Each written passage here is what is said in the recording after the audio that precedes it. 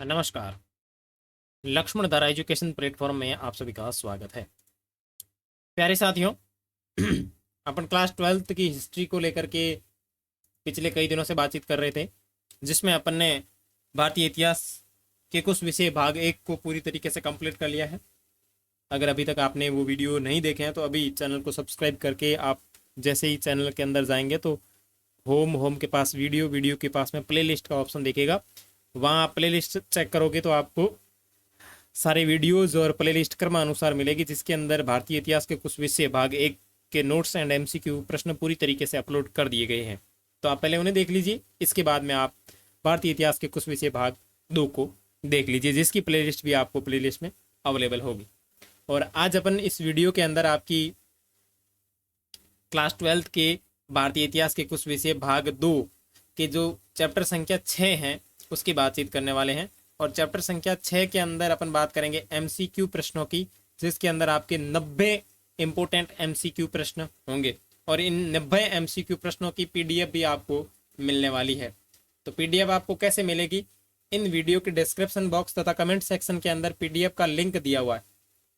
उस लिंक के ऊपर आप क्लिक करोगे तो आप डायरेक्ट मेरे वेबसाइट पे पहुंच जाओगे और वहाँ पे आपको पीडीएफ अवेलेबल हो जाएगी। तो चलिए शुरू करते हैं क्लास को। अगर अभी तक आपने नोट्स वाली क्लास नहीं देखी है तो प्लेलिस्ट में जाकर के नोट्स की क्लास भी देख सकते हैं।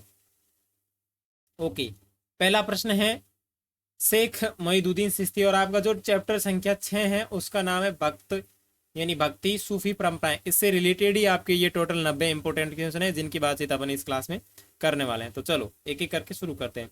शेख मोइनुद्दीन चिश्ती की दरगाह स्थित है। देखो, शेख मोइनुद्दीन चिश्ती जो है इनकी दरगाह अजमेर के अंदर स्थित है। अगर बात करें शेख मोइनुद्दीन चिश्ती की तो ये एक प्रकार के मुस्लिम दार्शनिक है। मुस्लिम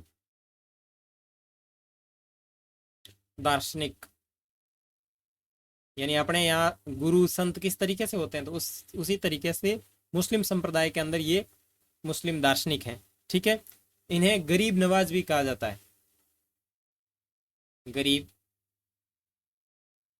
नवाज भी कहते हैं। उसके बाद में इन्हें ये एक प्रकार के सूफी संत थे।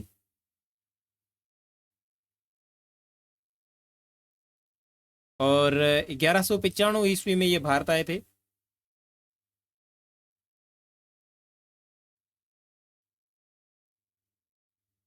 और कहा यह जाता है कि इनके जो गुरु थे, इनके गुरु का जो नाम था उस्मानी या उस्मान हरूनी। उस्मान हरूनी यानी पहला प्रश्न जो है शेख मोइनुद्दीन चिश्ती की दरगाह स्थित है। तो शेख मोइनुद्दीन चिश्ती जो है उनकी दरगाह अजमेर में स्थित है। और इनके संदर्भ में कुछ अन्य फैक्ट देखें तो ये एक प्रकार के मुस्लिम दार्शनिक थे।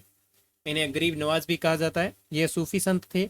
1195 यानी 1195 में ये भारत आए थे। और गुरु की बात करें तो इनके गुरु का नाम उस्मान हरूनी है।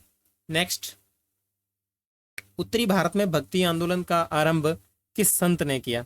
तो उत्तरी भारत के अंदर भक्ति आंदोलन का आरंभ जो किया था वो किया था रामानंद ने। ठीक है, रामानंद का कहना ये था, ये बात मानते थे कि इन्होंने जो आंदोलन स्थापित किया, भक्ति आंदोलन स्थापित किया, इसका उद्देश्य क्या था? अगर मैं उद्देश्य की बात करूं तो उद्देश्य एकमात्र उद्देश्य क्या था? हिंदू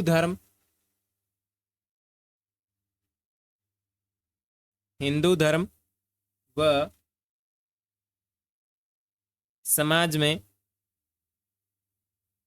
सुधार करना। हिंदू धर्म व समाज में सुधार करना। और साथ ही इनका एक और उद्देश्य था मुस्लिम प्लस हिंदू यानी हिंदू मुस्लिम प्लस हिंदू धर्म में समन्वय स्थापित करना। हिंदू धर्म में समन्वय स्थापित करना। समन्वय स्थापित करना।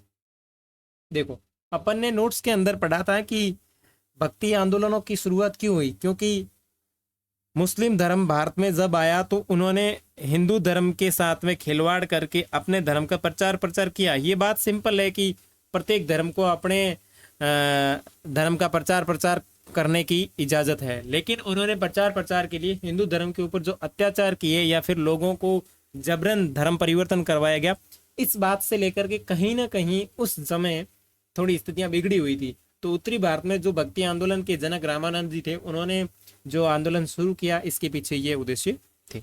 चलिए आगे देखते हैं। गुरु नानक का संबंध किस धर्म से है? तो गुरु नानक का संबंध जो है वो सिख धर्म से है, ठीक है।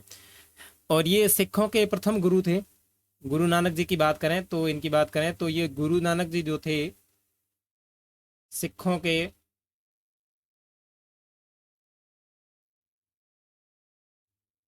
प्रथम गुरु थे, ठीक है। और इनके जो भजन हैं, इनके भजन जो है वो शबद कहलाते हैं।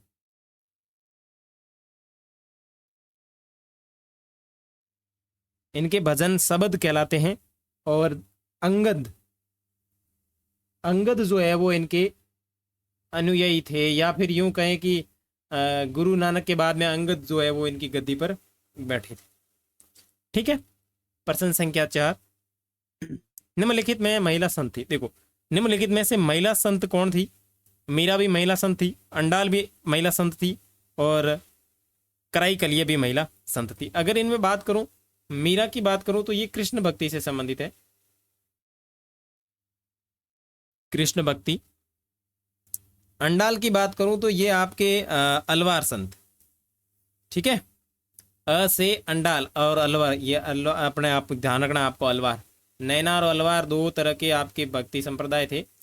अलवार महिला संत, तो इसमें आपको अ से ए याद रखना, अलवार महिला संत। और ये जिनकी पूजा करते थे ये थे वैष्णव, यानी विष्णु धर्म, वैष्णव संप्रदाय। और ये जो थे कराईकल, ये आपके थे नयनार, नयनार। और बात करूं कौन सी भगवान की, तो शैव यानी शिव, ठीक है। चलिए आगे। प्रश्न संख्या 5, आईन अकबरी किसने लिखी? तो आईन अकबरी जो है वो अबुल फजल ने लिखी थी। अब अबुल फजल कौन था? ये जो अबुल फजल था ये अकबर के नवरत्न दरबारी में से एक था। अकबर के दरबार में 9 रत्न, यानी नवरत्न दरबार, मतलब 9 लोग थे जो अकबर के दरबार में रहते थे, उन्हें कहा जाता था नवरत्न, ठीक है ना। अकबर का नवरत्न दरबारी, नवरत्न दरबारी, नवरत्न दरबारी था, ठीक है। और आईने जो अकबरी है, इसका अर्थ जो होता है वो अर्थ होता है अकबर के संस्थान, अकबर के संस्थान, ठीक है।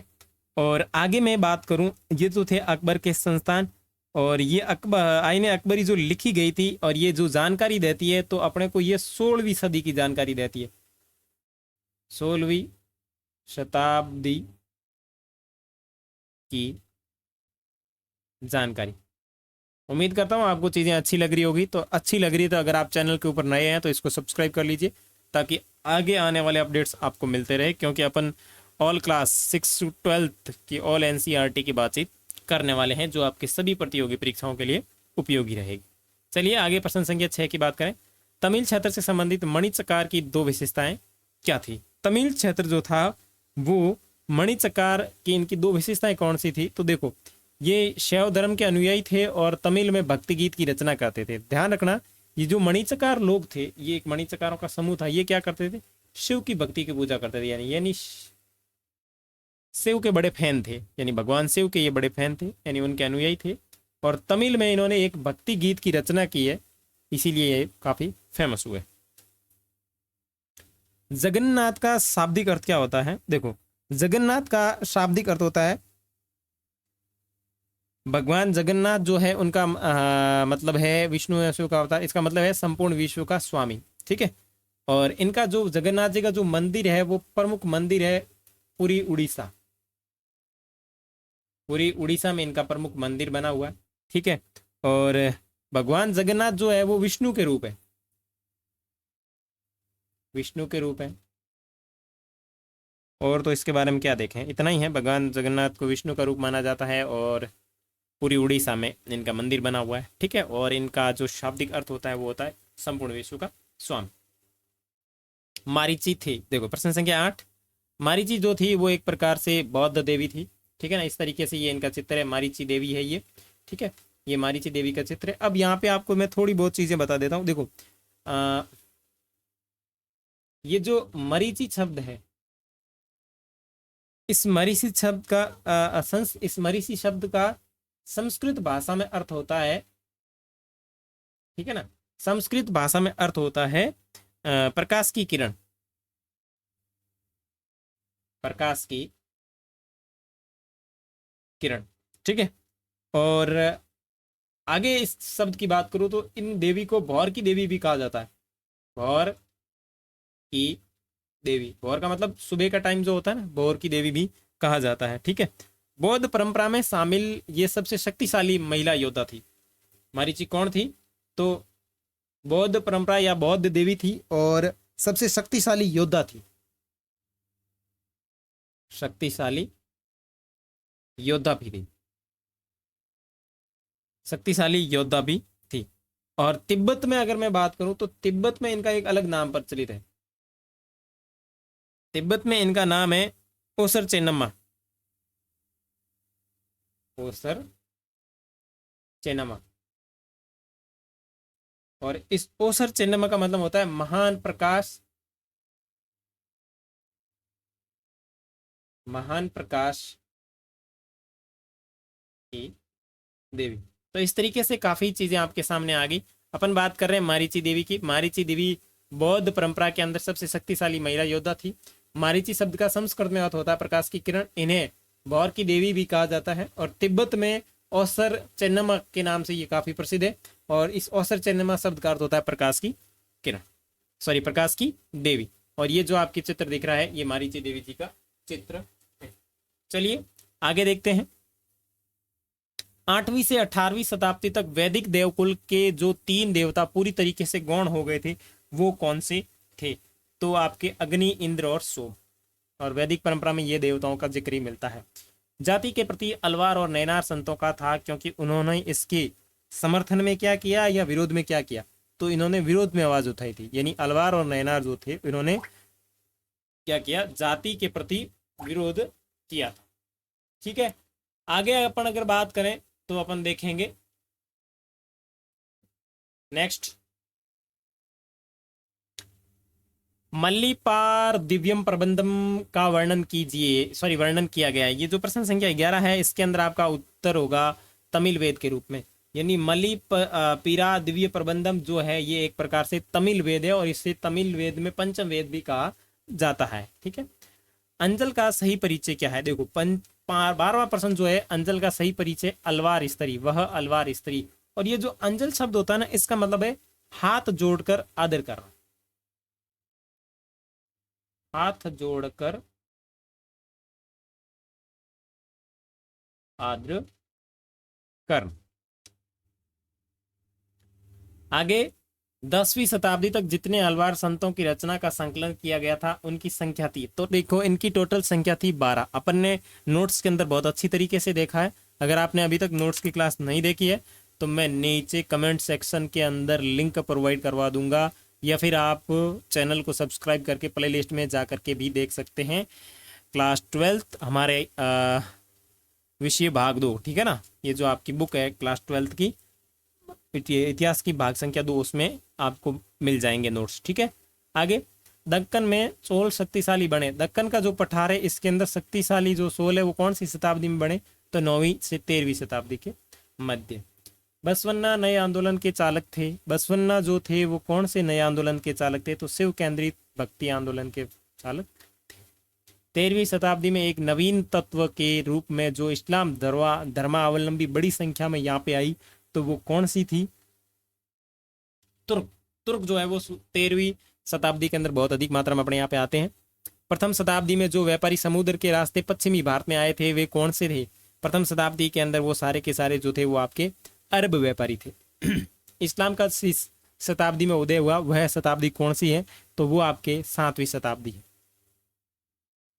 बीजक में किसके उपदेश संग्रहित है? देखो बीजक के अंदर आपके कबीर जी के उपदेश संग्रहित है, ठीक है। और निजामुद्दीन औलिया किस सूफी सिलसिले से संबंधित है?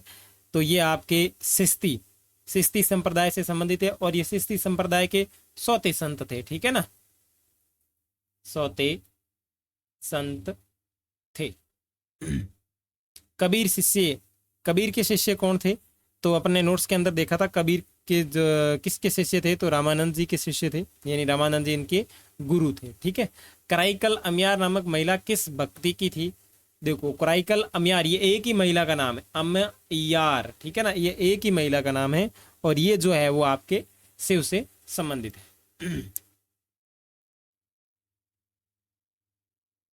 भगवान शिव से संबंधित है।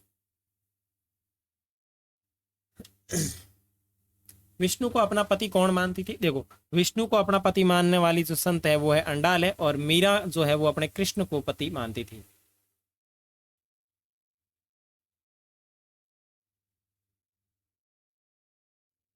ठीक है। शाहजहां की पुत्री ने ख्वाजा मोइनुद्दीन चिश्ती साहब की अजमेर स्थित दरगाह का वर्णन किया, तो इन्होंने कहाँ किया? तो शाह आरा, यानी कौन सी पुत्री थी, यानी किस पुत्री ने ख्वाजा मोइनुद्दीन चिश्ती साहब की जो अजमेर में स्थित दरगाह है उसका वर्णन किया? तो जहां आरा एक पुत्री का नाम है, उन्होंने ये वर्णन किया था। पुष्टि मार्ग का जहाज किसे कहा जाता है? तो देखो 25 में पुष्टि मार्ग का जहाज जो है वो आपके कवि सूरदास जी को कहा जाता है। देखो इसमें दो फैक्ट आपको ध्यान रखना है। पुष्टि मार्ग का जहाज, अगर मैं इसकी बात करूं जहाज की, तो जहाज हो जाएंगे आपके सूरदास जी। कौन हो जाएंगे? सूरदास जी। अगर मैं आगे बात करूं इस पुष्टि मार्ग की स्थापना किसने की, यानी जो ये पुष्टि मार्ग है, इस पुष्टि मार्ग की स्थापना की बात करें तो इसकी स्थापना में मैं अगर लिखूं तो स्थापना में आएंगे आपके तेलुगु वैदिक ब्राह्मण, तेलुगु वैदिक ब्राह्मण, तेलुगु वैदिक ब्राह्मण जिनका नाम क्या है? वल्लभाचार्य।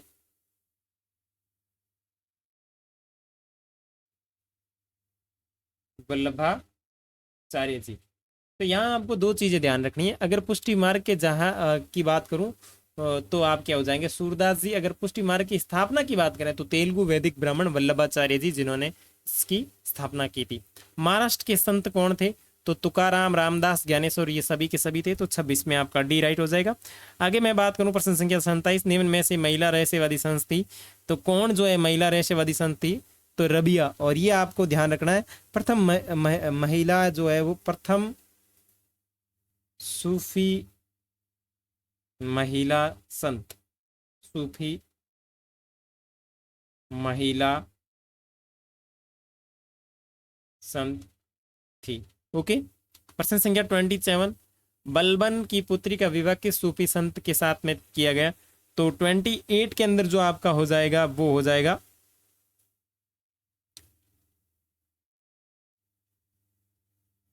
बी, फिरोउद्दीन गंज ए सकर। इन्हें फरीद बाबा भी कहा जाता है, फरीद बाबा।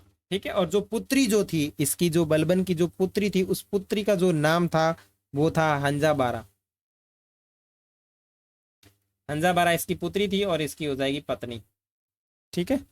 कहीं कहीं आप इस बात को एक थोड़ा और नोट में रख लीजिएगा, कहीं कहीं इस प्रश्न का उत्तर जो है वो शेख हमीमुद्दीन गोरी मिलता है। तो अगर इसके बारे में आपके पास कोई डिटेल है तो मुझे कमेंट करके आप बता देना। हमीमुद्दीन नागौरी। तो थोड़ा सा मैंने डिटेल में देखा नहीं, बस मेरे को कहीं गूगल पे इस प्रकार के प्रश्न का उत्तर मिला। तो आप लोगों को अगर इसके संदर्भ में कोई अधिक जानकारी है हिस्ट्री से रिलेटेड, इस प्रश्न से संबंधित, या शेख हमीमुद्दीन नागौरी जो है ये कौन थे और क्या विवाह वगैरह हुआ था, तो आप मेरे को कमेंट करके बता देना। बट इस तरीके से अगर प्रश्न ऑप्शन में नहीं है तो आपका उत्तर फिरोउद्दीन गंज सकर होगा। राजकुमार द्वारा का संबंध किस सिलसिले से था? तो 29 की बात करूं तो आपके कादरी सिलसिले से संबंधित है। ख्वाजा मोइनुद्दीन चिश्ती साहब की अजमेर में स्थित दरगाह पर सर्वप्रथम कौन आया? सर्वप्रथम कौन आया तो कौन आया था सबसे पहले? तो प्रश्न संख्या 30 के अंदर आपका हो जाएगा मोहम्मद बिन तुगलक। और इस तरीके के प्रश्नों की डिटेल में अपन ने बातचीत नोट्स के अंदर की हुई है। अगर नोट्स अभी तक आपने नहीं देखे हैं तो उनको बिल्कुल जरूर जरूर देखिएगा, उसका लिंक जो है मैं आपके नीचे प्रोवाइड करवा दूंगा, ठीक है। सूफी मत की फिरदौसी शाखा, सूफी मत की फिरदौसी शाखा निम्न में से कहाँ सबसे अधिक पनपी? तो बात करें 31 की, तो ये सबसे ज्यादा बिहार के अंदर। पाहन पूजे हरि मिले किसकी काव्य पंक्तियां हैं? तो इस तरीके की जो काव्य पंक्तियां हैं वो आपके कबीर जी से संबंधित है। शंकराचार्य का क्या मत था? शंकराचार्य का मत था अद्वैतवाद। देखो, अद्वैतवाद का मतलब होता है वह दर्शन जो ईश्वर को ना तो एक मानता है ना ही अनेक। ईश्वर को ना एक ना अनेक मानता, ठीक है। और द्वैतवाद उल्टा हो जाएगा। और अद्वैतवाद के प्रवर्तक की बात करें तो ये आपके प्रवर्तक है, ठीक है ना। अद्वैतवाद के प्रवर्तक कौन है? शंकराचार्य, ठीक है। ख्वाजा मोइनुद्दीन चिश्ती, सॉरी 34 की बात करें तो 34 के अंदर हो गया। वल्लभाचार्य का जन्म कहाँ हुआ था? देखो, वल्लभाचार्य का जो जन्म हुआ था वो वाराणसी ही के अंदर हुआ था। और अभी थोड़ी देर पहले ही अपन ने बात की थी कि जो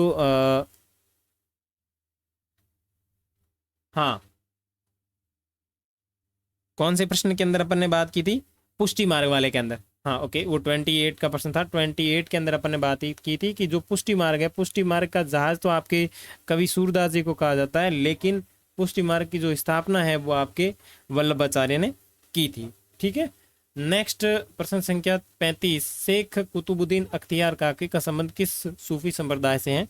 तो अख्तियार काकी जो है वो आपके प्रश्न संख्या 35 के अंदर हो जाएगा ए। प्रश्न संख्या 34 के अंदर अपन ने कंप्लीट कर लिया वाराणसी, ठीक है।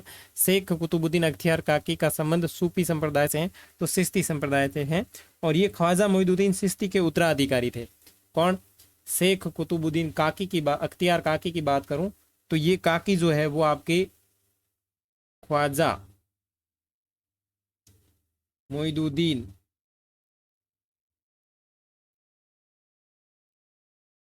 चिश्ती के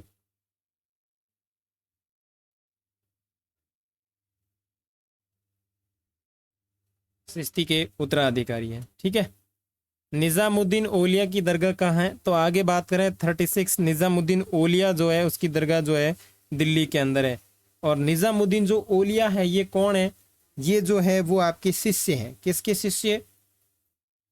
किसके शिष्य हैं? तो ये जो शिष्य है वो आपके मतलब शिष्य किसके हैं? तो बाबा फरीद के शिष्य हैं। बाबा फरीद, गंज ए शक्कर जो अपन ने ऊपर बात की थी ना, बाबा फरीद जो है, बाबा फरीद इनके गुरु हैं और ये बाबा फरीद के शिष्य हैं, ठीक है। 37, काशी में किस प्रसिद्ध संत का जन्म हुआ था?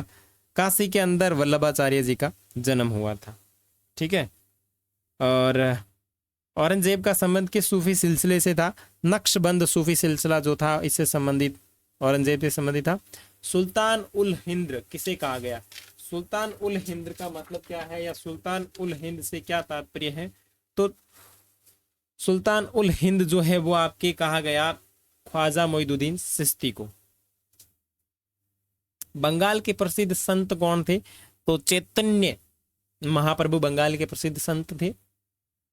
किस भक्त संत ने अपने संदेश के प्रचार के लिए सबसे पहले हिंदी भाषा का प्रयोग किया? तो इसके लिए अपने को याद रखना है रामानंद जी, वे काफी इंपॉर्टेंट है। यानी कौन से संत ने अपनी जो संदेश थे उनके प्रचार के लिए हिंदी भाषा का सबसे प्रथम प्रयोग किया था? 2.5 दिन की झोंपड़ी कहाँ स्थित है?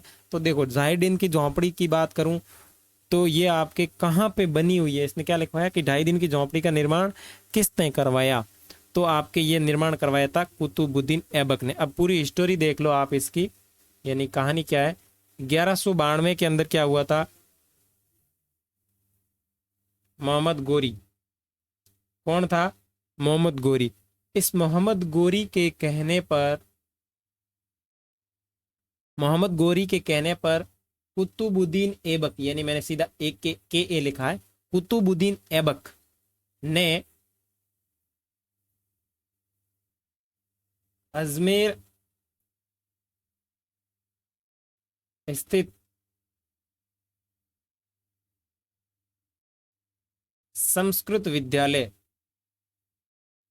को तोड़कर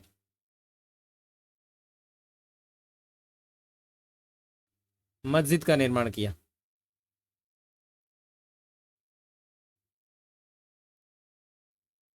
मस्जिद का निर्माण किया।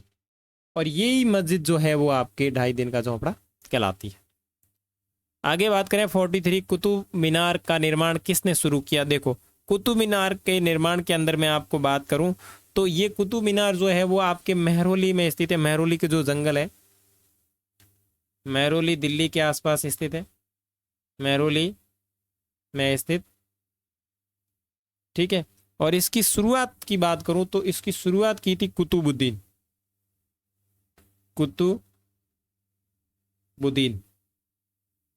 ऐबक ने। और इसका निर्माण पूर्ण जो किया था ये किया था शमसुद्दीन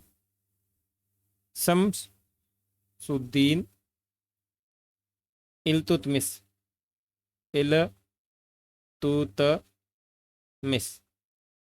तो आप कहेंगे कि सर इसमें क्या राइट होगा, तो यहाँ आपके दोनों ऑप्शन आए हैं, तो यहाँ आपने होगा इल्तुतमिश। देखो इसने कार्य किया था शुरू और इसने किया था पूर्ण। प्रश्न क्या पूछ रहा है कि कुतुब मीनार का निर्माण किसने शुरू किया, तो शुरू की बात करें तो कुतुबुद्दीन ऐबक, पूर्ण की बात करें तो इल्तुतमिश, ठीक है। तो पूर्ण अपने यहाँ पूछा है कि किसने शुरू किया, तो ये नहीं होकर के कुतुबुद्दीन ऐबक हो जाएगा, ठीक है ना। और किसने पूर्ण किया तो इल्तुतमिश, ठीक है भाई। चलिए, फतेहपुर सीकरी को राजधानी किसने बनाया, तो फतेहपुर सीकरी को राजधानी बनाया था अकबर ने, ठीक है। अकबर ने किस सन में दीन ए इलाही धर्म का प्रचलन किया, तो 1581 ईस्वी के अंदर इन्होंने प्रचलन किया था, ठीक है। अब मैं यहाँ बात करूं, ये जो दीन ए इलाही है इसे कहा जाता था तौहीद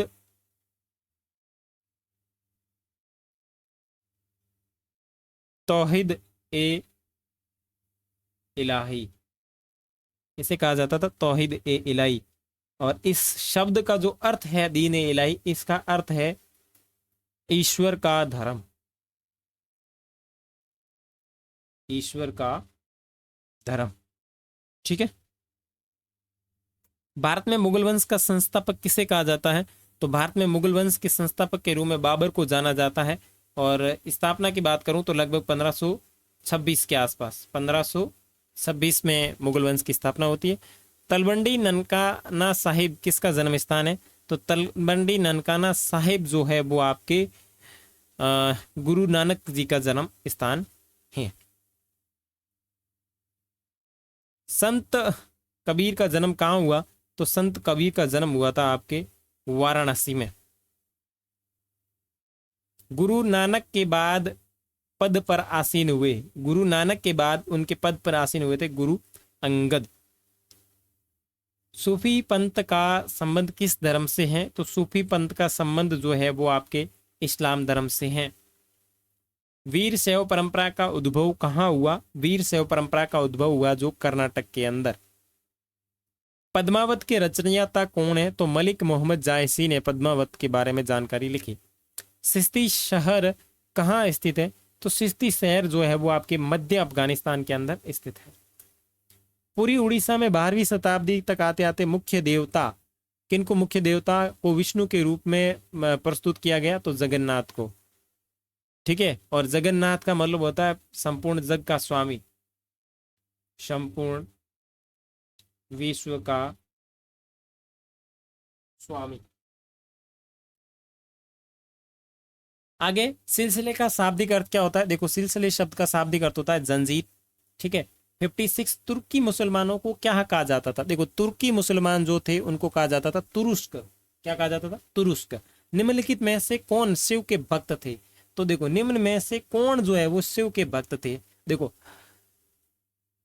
शिव के भक्त की बात करूं तो अपने नयनार हो जाएंगे कि निम्न में से कौन है वो शिव के भक्त थे। आपको नयन से याद रखना है, नयन। और नयन किसके हैं, अपने एक पढ़ते हैं त्रिनयन, त्रिनयन, त्रिनयन का मतलब होता है शिव, भगवान शिव। तो नयन से आपको इसमें शिव जी को याद रखना है। तो नयनार जो थे वो आपके भगवान शिव जी से संबंधित थे। प्रारंभिक भक्ति आंदोलन को लगभग कौन सी सदी में शुरू हुए थे? तो प्रारंभिक भक्ति आंदोलन जो है वो 6वीं शताब्दी के आसपास आपके शुरू होते हैं। प्रथम शताब्दी के मध्य तक भारत उपमहाद्वीप का परिवेश से स्तूप, मंदिर और विहार चिन्हित हो चुका था। यानी प्रथम शताब्दी थी तब स्तूप भी बन रहे थे, मंदिर भी बन रहे थे और विहार भी बन रहे थे। स्तूप आपको पता है बौद्ध धर्म से संबंधित है, जिसमें बुद्ध के अवशेष अवशेष होते हैं। ये एक प्रकार का पवित्र स्थान है और इसका सबसे अधिक प्रचार प्रसार है वो अशोक ने किया था। कहा जाता है कि अशोक ने लगभग 80,000 स्तूप बनवाए थे। मंदिर सभी धर्मों के अंदर प्रचलित है। विहार जो भिक्षु थे, भिक्षाओं मांगने वाले या तपस्या करने वालों के लिए बनाया गया स्थान, करने वालों के लिए बना स्थान।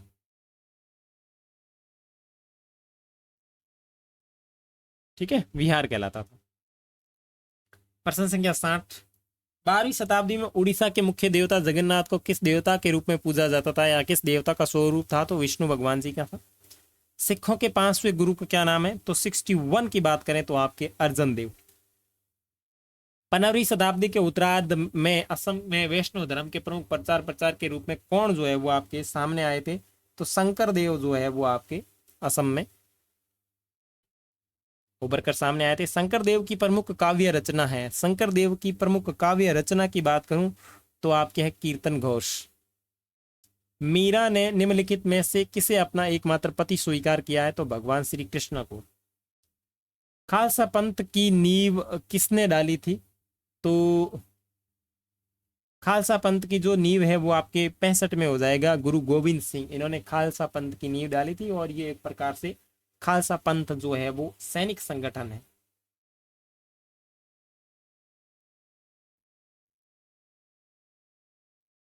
गुरु नानक तथा उनके 4 उत्तराधिकारियों की वाणी को ग्रंथ साहिब में संकलन जो है वो कहलाया, क्या कहलाया? गुरु वाणी कहलाया था। ठीक है। 67। ईश्वर केवल मनुष्य के सद्गुण को पहचानता है तथा उसकी जाति नहीं पूछता। आगामी दुनिया में कोई जाति नहीं होगी, यह सिद्धांत किस भक्ति संत का है? तो भक्ति संत की बात करूं तो इसमें हो जाएगा नानक जी। और 68 के अंदर मध्यकालीन भारत के निम्नलिखित में से किस संत का जन्म प्रयाग में हुआ? तो कौन सी संत का जो है जन्म है वो प्रयाग के अंदर हुआ था? तो 68 में हो जाएगा आपके रामानंद। ठीक है।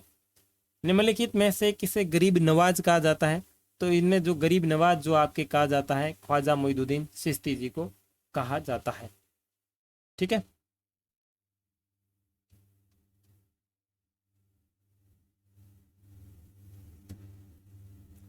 आगे नेक्स्ट सूची 1 को सूची 2 से सम्मिलित करना है, तो इसके जो इम्पोर्टेंट प्रश्न है वो अपन देख लेते हैं अभी। चलिए, ओके, तब तक मैं पी लेता हूँ पानी।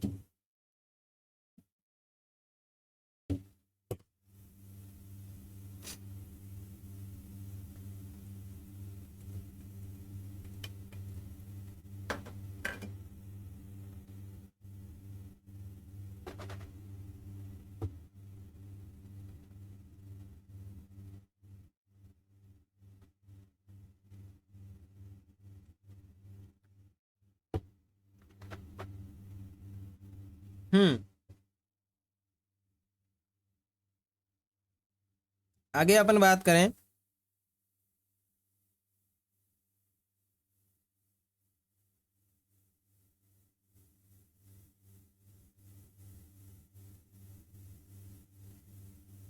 चलिए सूची 1 को सूची 2 से सम्मिलित कीजिए। नीचे दिए गए कोड का प्रयोग कर सही उत्तर चुनिए। चलिए,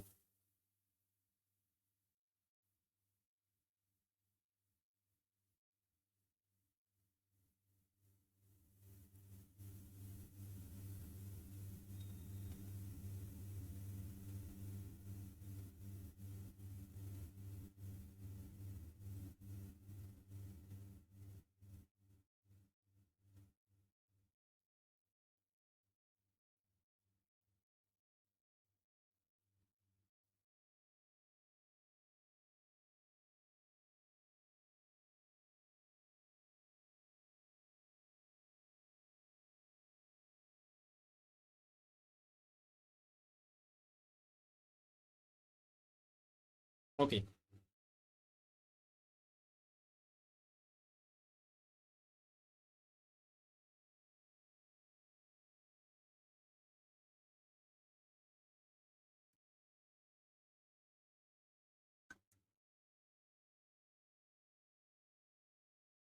हाँ, सदम्बर, कश्मीर, ज्ञानदेव मुक्ताबई, और उसके बाद में लालदेव जो है ये दिया गया है आपके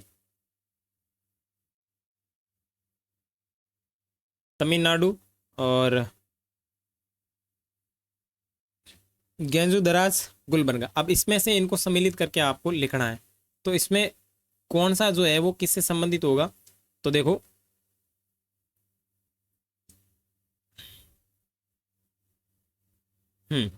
तो ये जो संबंध, ये मतलब धार्मिक शिक्षक और राज्य, यानी धार्मिक शिक्षक और ये किन से संबंधित है उनकी बात कर रहा है कि ये कौन सा जो है वो किससे संबंधित है। तो सबसे पहले अगर अपन बात करें तो ये जो है वो संबंध जो आपके हैं, यानी इनका मतलब मैं क्या देता हूं, ये जो है वो आपके संबंध जो है वो आपके तमिलनाडु से संबंधित है। ठीक है। और ये आगे ज्ञानदेव मुक्तबई, ज्ञानदेव मुक्तबई की बात करूं तो ये आपके महाराष्ट्र से ही संबंधित है। ठीक है। लालदेव की बात करें तो ये आपके कश्मीर से संबंधित है, और गेंसुदराज की बात करें तो ये आपके गुलबर्गा से ही संबंधित है। ठीक है। और ये मतलब इनके स्थान है, इस स्थान से संबंधित है। ठीक है। तो इस तरीके से इसमें जो राइट होगा वो हो जाएगा आपका ए। आगे अपन बात करें, जैसे चैतन्य जो थे वो बंगाल से संबंधित थे, शेख अब्दुल कुदस जो थे वो उत्तर प्रदेश से संबंधित थे, और मियाँ पीर पंजाब से, इस तरीके से, जैसे वल्लभाचार्य गुजरात से, इस तरीके से। ठीक है ना। आगे देखो, निम्नलिखित युग्मों पर विचार कीजिए। मुल्फजात सूफी संतों द्वारा लिखे गए पत्रों का संकलन, मुक्तबात सूफी संतों की बातचीत, तंजाकीरा सूफी संतों की जीवनियों का स्मरण, निम्नलिखित में से कौन सा जो है वो सुमिलित नहीं है। ठीक है। अब सुमिलित नहीं है उसकी बात की है, तो इसमें जो है वो केवल एक और दो जो है वो सुमिलित नहीं है, इसका मतलब तीसरा जो है वो बिल्कुल राइट है। यानी तंजाकीरा का मतलब होता है सूफी संतों की जीवनियां, लेकिन अब इसमें जो है वो उल्टा हो गया है।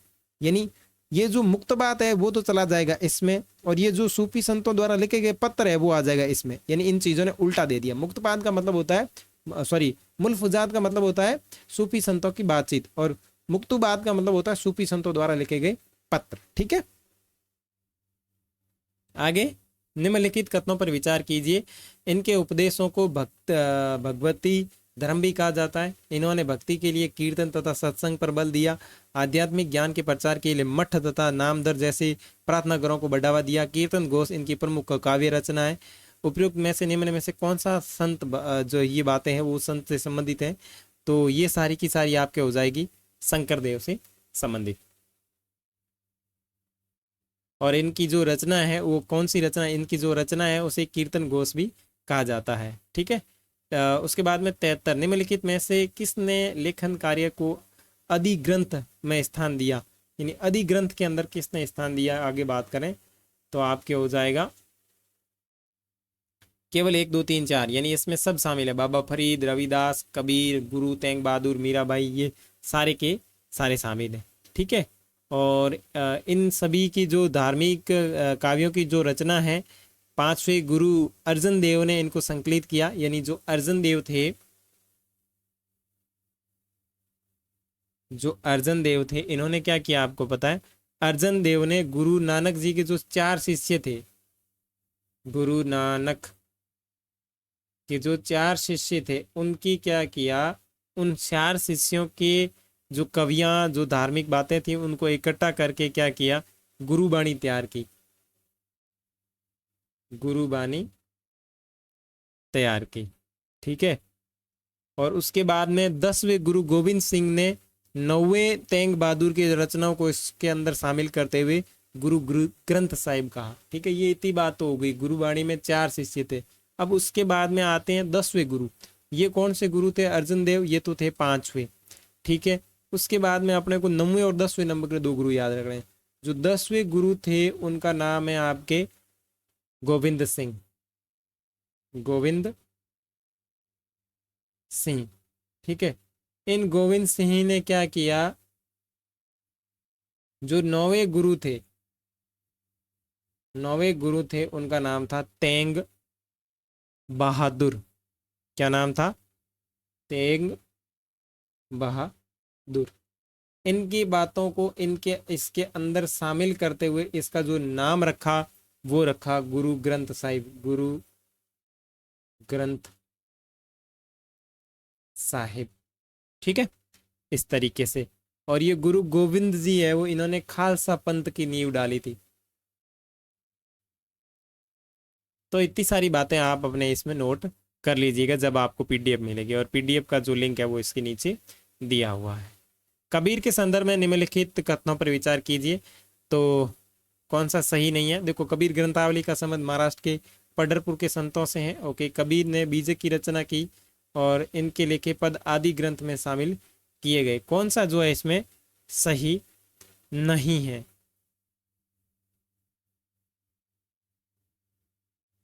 एक और दो उपयुक्त दोनों कथन सही है, और इसने पूछा कि कौन सा कथन सही नहीं है, तो केवल जो एक है वो सही नहीं है। ठीक है,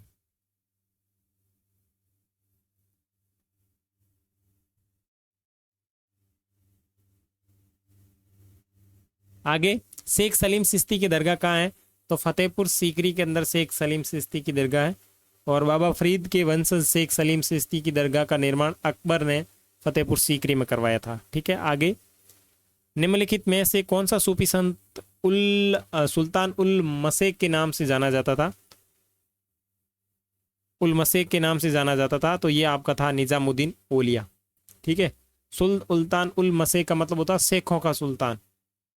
इसका मतलब होता है शेखों का सुल्तान। निम्नलिखित कथनों पर विचार कीजिए। बाबा फरीद की काव्य रचना को गुरु ग्रंथ साहिब में स्थान दिया गया। ओके, मलिक मोहम्मद जायसी ने पद्मावत लिखी, अमीर खुसरो ओलिया के अनुयायी थे, तो ये तीनों बातें सही है। तो 1 2 3 डी इज करेक्ट आंसर।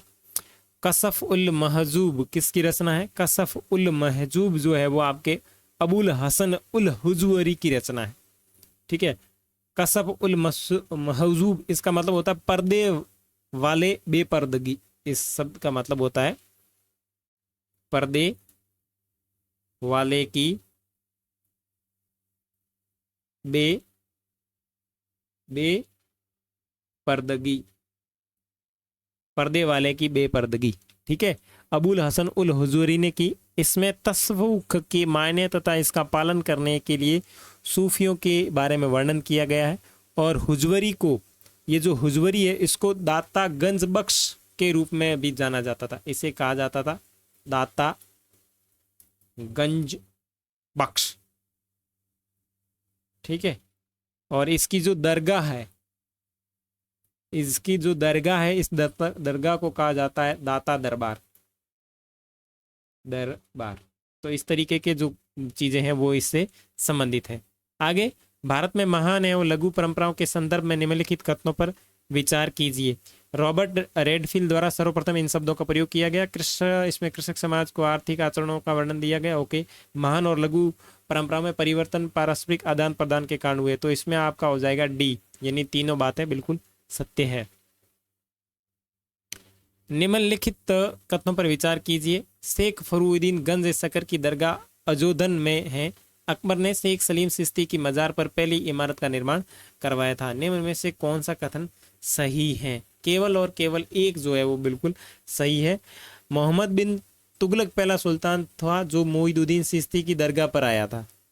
ठीक है, किंतु इसकी मजार पर सबसे पहले निर्माण कार्य जो है वो आपके मालवा के सुल्तान गयासुद्दीन खिलजी ने करवाया था। तो यहाँ जो अकबर आया है इसकी जगह आएगा गयासुद्दीन खिलजी। ठीक है, आगे सूफी सिलसिलों के संदर्भ में निम्नलिखित में से कौन सा कथन सही नहीं है? लगभग 12वीं शताब्दी में सूफी सिलसिलों का गठन शुरू हुआ, यह सत्य है। सिलसिलों का नामकरण उनके धर्म स्थान और या सूफी वंश की स्थापना करने वाले के नाम पर, यह भी बात सत्य है। वली अल्लाह से मिली हरकत के करामत की शक्ति रखता था, यस। शरीयत की अवहेलना करने वालों को बासरिया तथा शरीयत का पालन करने वालों को बेसरिया, नहीं, ये उल्टा हो गया। तो इसमें पूछा कौन सा सही नहीं है, तो अपना डी इज करेक्ट आंसर हो जाएगा। बासरिया में तो आ जाएगा ये, और बेसरिया में आ जाएगा ये, यानी शरीयत की अवहेलना करने वालों को कहा जाता है बेसरिया, और शरीयत का जो पालन करते हैं उन्हें कहा जाता है बासरिया। दो शब्द है, बा सरिया, यानी सरिया इस्लामिक कानून है। अब जो इसका पालन करेंगे, सरिया का जो पालन करेंगे उन्हें कहेंगे बासरिया। बासरिया यानी पालन करेंगे, जो पालन नहीं करेंगे उनके आगे बे लगा देना, ठीक है। मैं नहीं तो कौन बे, इस तरीके से। शाह महदान मस्जिद शाह हमदान मस्जिद के संदर्भ में निम्नलिखित कथनों पर विचार कीजिए। तो ये जो मस्जिद है ये कश्मीर में स्थित है, यस। ये कश्मीर की लकड़ी की स्थापत्य कला का एक उत्कृष्ट उदाहरण है, और इसे पेपर मेसी कला से भी सजाया गया। तो तीनों बात सत्य है, इसमें डी राइट हो जाएगा, ठीक है। निम्नलिखित युग्मों पर विचार कीजिए। उल्मा यानी इस्लाम के ज्ञाता है। जिम्मी यानी इस्लाम को न मानने वाले लोग हैं, ठीक है। सरिया यानी मुस्लिम समुदाय को निर्देशित करने वाला कानून है। खोज की यानी प्रवासी समुदायों के लिए प्रयुक्त होने वाला शब्द। देखो इसमें जो है वो पहला सत्य है, दूसरा सत्य, तीसरा सत्य, लेकिन चौथा गलत है, तो अपना इसमें हो जाएगा सी राइट। और खोज की एक प्रकार की लिपि है, ध्यान रखना। खोज की जो है वो एक प्रकार की लिपि है, ठीक है। और इस लिपि का प्रयोग व्यापारी करते थे, व्यापारी।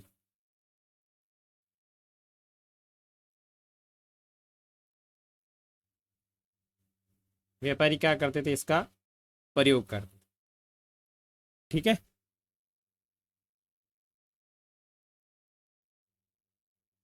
निम्नलिखित कथनों पर विचार कीजिए। जंगम शब्द राजा के सैनिकों के लिए प्रयुक्त होता था, ओके। वीर शैव मृतकों को विधि पूर्वक दफनाने में विश्वास रखते थे। लिंगायत पुनर्जन्म के सिद्धांत को नहीं मानते थे। या इसमें पूछा कि कौन सा कथन सही है, तो एक और दो सही है, तो इसमें आपका ऑप्शन जो है वो सी इज करेक्ट आंसर हो जाएगा, ठीक है।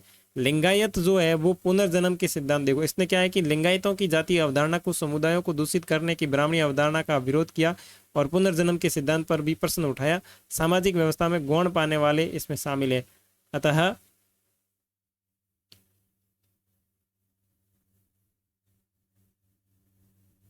कौन सा सही है, तो ये दोनों सही है, यानी 2 और 3।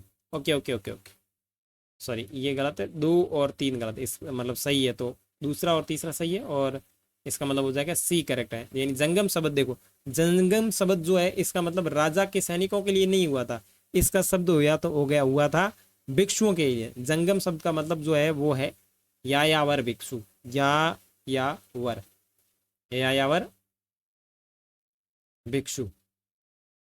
यायावर का मतलब क्या होता है, यायावर का मतलब है जगह जगह भटकना, जगह जगह भटकना, भटकना। जंगम शब्द का जो शब्द प्रयोग है वो ही है यायावर भिक्षुओं के लिए। वीर शैव परंपरा का संबंध निम्नलिखित में से किस राज्य से है, तो ये आपके कर्नाटक से है। और निम्नलिखित कथनों पर विचार कीजिए। अगर इसमें अपन कथनों पर विचार किए तो कौन सा कथन सही है, तो अलवार विश्व शिव भक्त के, जबकि नयनार वैष्णव भक्त, ये उल्टा हो गया। अलवार जो है वो आपके आ जाएगा विष्णु के, और नयनार जो है वो आपके आ जाएगा शिव के, तो ये सही नहीं है। अलवार तथा नयनार का संबंध तमिल प्रदेश से है, ओके। और अलवार संतों द्वारा संकलित नलिया प्रदन को तमिल वेद के रूप में जाना जाता था, और अलवार संबंध में सुंदर काव्य कविताओं तोरम नाम से संकलित है। तो इसमें पूछा कि कौन सा कथन सही नहीं है, तो आपके 87 के अंदर ए है जो सही होगा, ठीक है।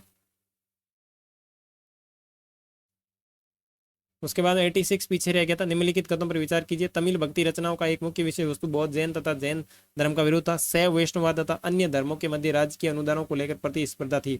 तो 86 के अंदर आपके ये दोनों उत्तर सही है, तो हो जाएगा एक और दोनों, सी इज करेक्ट आंसर, ठीक है। उसके बाद में 88 निम्नलिखित कथनों पर विचार कीजिए, ठीक है। मणिचक्र तमिल में भक्ति की रचना करते थे, यस। देवी मारीची का संबंध जैन धर्म से था, तो ये तो गलत है। तांत्रिक पद्धति ने शैव तथा बौद्ध दर्शन को प्रभावित किया, यस किया। तो 88 के अंदर जो है वो आपके हो जाएगा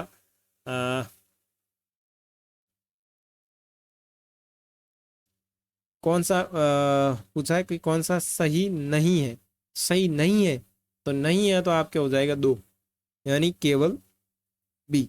आपने पढ़ा था कि देवी मारीची जो है वो जैन धर्म से संबंधित नहीं होकर के किससे संबंधित है, बौद्ध धर्म से संबंधित है। तो इस तरीके से आपके टोटल 88 क्वेश्चन थे इंपॉर्टेंट जो अपन ने देख ली।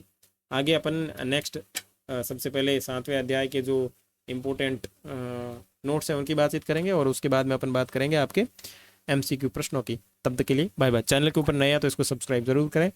और दूसरी बात, इनके जो लिंक है ये मैंने कमेंट सेक्शन के अंदर डाल दिए हैं, तो यहाँ से आप टेलीग्राम ज्वाइन कर लेना। यहाँ वेबसाइट दी हुई है जहाँ से आपको मिलेगी PDF, ठीक है, PDF मिलेगी।